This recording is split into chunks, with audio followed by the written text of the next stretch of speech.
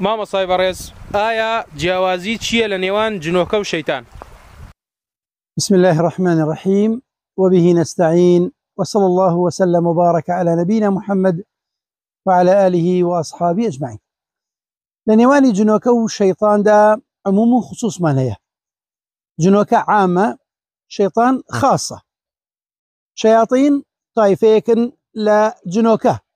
أواني نوي إبليس أوانها مي شياطين شكا أخوي تعالى القرآن بيروز دا أفرمي كان من الجن ففسق عن أمر ربه كباس إبليس مان بوكات أفرمي جنوكا بوو وهروها لفرماني خواي قورا درشوا وهروها پروردگار من لا تكترى كأفرميت ما منعك أن تسجد لما خلقت بيدي كخطاب لقال إبليس قالت شي توي منع كرد سجد بو آدم بري كبدستكاني خوم درستم كردوه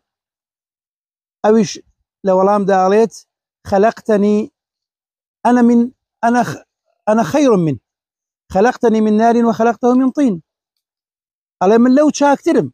من لاقر دروس كردوه أو لقر دروس كردوه كوابو ليلة شيطان إبليس على من لاقر دروس كراهم ومعلومي شو كل فرموداتها يا غمري خوا صلى الله عليه وسلم روني كردوته وكا جنوكا لاقر دروس كراون كوابو شياطين لجنن لا جنوكن شياطين لجنوكن بلام عمومي جنوكا وكو إنسان كانوان خوي تعالى لسورة جنة باسيانكات كخويان باسي خويانكن وپروردگار من بو من تو ماري كردو نقلي كردوا وتويانا چي درباري خويان وأنا منا القاسطون ومنا دون ذلك كنا طرائق قددا علي ايما لنا وما نهايا قاسط يعني ظالم واستمكار وخراب كانين وهندك من شيوانين همومان ريقو رجكي جياجين عيني شون إنسان كان ريقو رجكي جياجين هيا جنش بهمان شوا عالمي مكلف